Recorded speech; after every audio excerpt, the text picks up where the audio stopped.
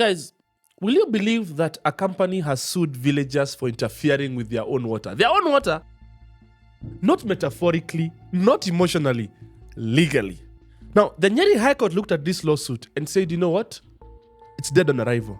It even went further and described the company as fraudulent and said that company ought to be wound up in order that everything to go back to the community. This is not a story about water.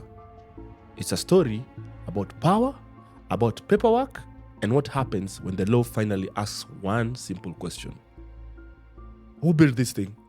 Nani amejenga hii kitu bana? Ladies and gentlemen, boys and girls, welcome back to Katiba na Chai, the show where we take Kenyan court decisions, remove the Latin that scares the people, remove the politics that confuses the people, and leave you with one thing that actually matters: what the law did and who it protected. Now, this is not a legal advice show. This is a civic literacy show. And today's case is not just about water. No, it's about who gets to convert community sweat into private paperwork. And what happens when the law says, nah, bruh, no.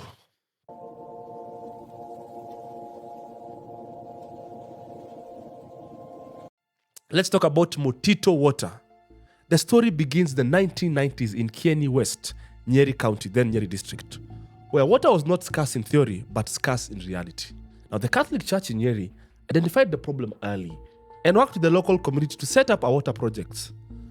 Now, one of the priests involved was a priest from Italy called Father Romano Filippi.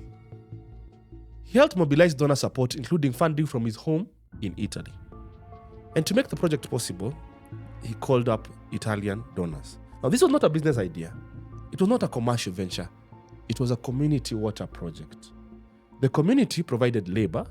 The church helped mobilize resources. And together, they built what became to be known the Mutitu Water Project. Now, to manage the project, a self-help group was registered in 1996. And in 2002, the Archdiocese of Nyeri formally transferred the project assets to the self group to hold and manage and run for the benefit of the entire community. So from church to community self-help group assets, okay? Now, that detail is not sentimental, it's legal. Because in law, there's a principle called voluntas donataris salvanda. The will of the donor must be respected. You don't take donor money, combine it with community labor, and later you pretend it was always meant to become a private company. This was not some symbolic project. Thousands of members participated. I mean, each person dug over 1,000 strands of trench, karibu a kilometer. 1,000, you know. And this is not a metaphor. Like this, that's physiotherapy. And members of the community, they also paid registration fees to get to the project and enforcement fees and infrastructure contributions. So each member put in between 30 and 50,000 shillings in 1996. Okay? And by the judge's own estimation, the infrastructure alone was worth hundreds of millions of shillings today. Now, this was not a startup. This was not, hey guys, hi sharks. No, there was no pitch deck. There was no accelerator. It was just blisters. Kulima too. And in law, that matters because labor plus contribution equals ownership. Now, here's where the law actually changed. And where people often get confused about this case. Around the late 2000s, Kenya's water sector law shifted. Some reforms under the Water Act of 2002, which later became the Water Act of 2016, pushed water projects to professionalize. So they were saying water service providers are expected to comply with some stricter regulatory standards. And in many cases, incorporation was encouraged. Incorporation means becoming a company. Now, this part was important. Incorporation itself was not illegal. In fact, incorporation was often necessary. But what the law changed was the structure. It did not change who would own the project. It did not delete the members. It did not turn officials into shareholders. But these officials who had been elected, they incorporated a company called the Mutitu Water and Sanitation Company Limited. They said the project had been transformed to comply with the new legal framework. So guys were told we are becoming a company. But there was no AGM. There was no three-quarter resolution. There was no dissolution of the self-help group.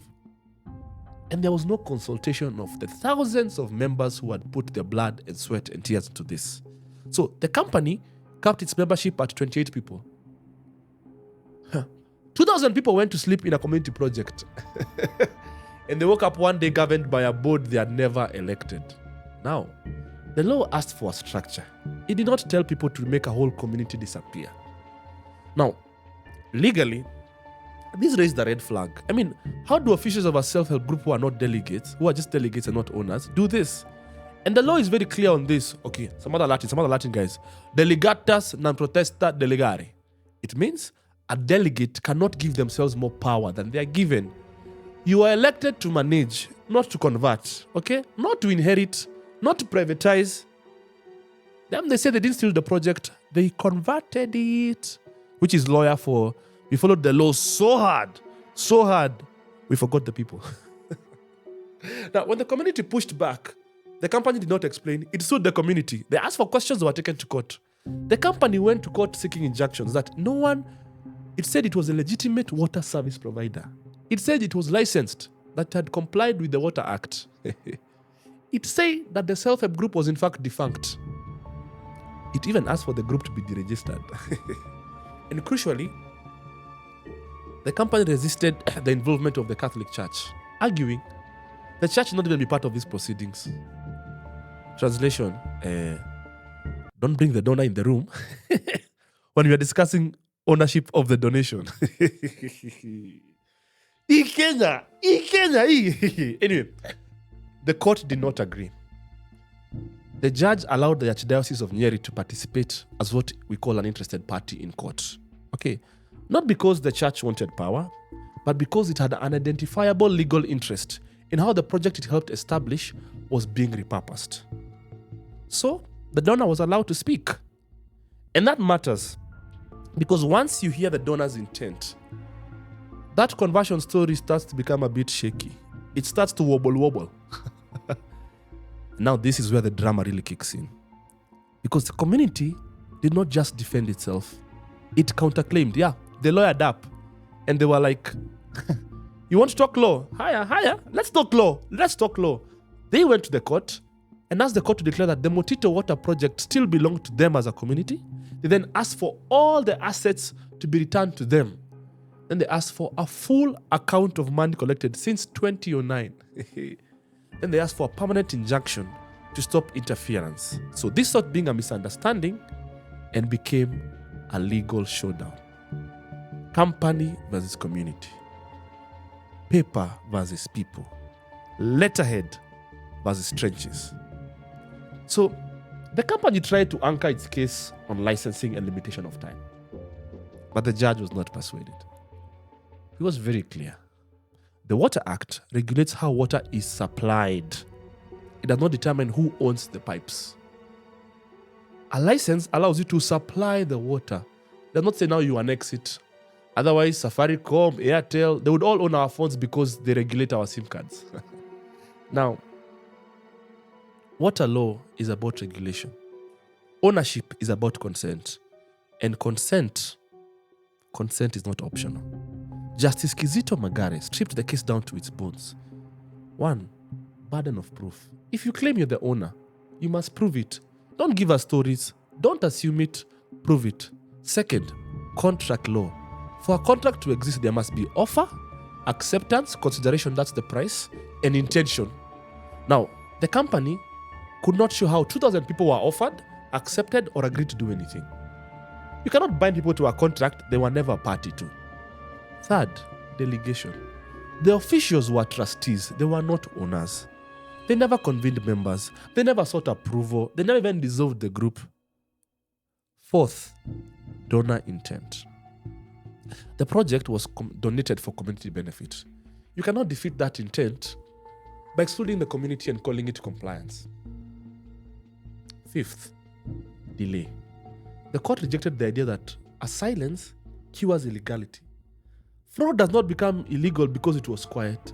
And because you guys didn't say anything that time, then what I did was legal. No.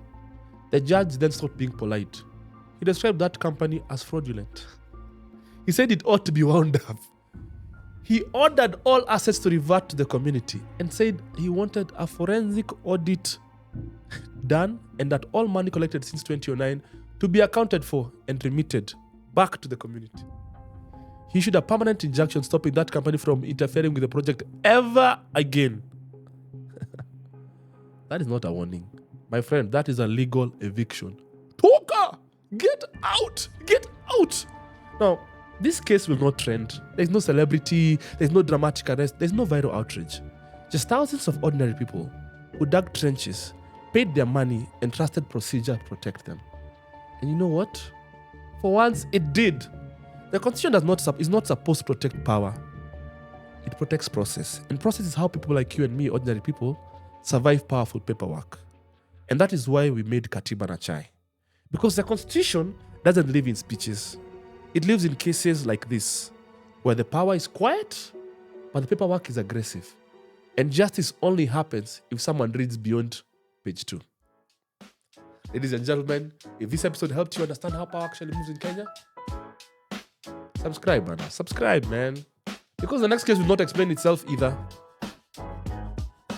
I'll see you next time. Same Constitution, same chai.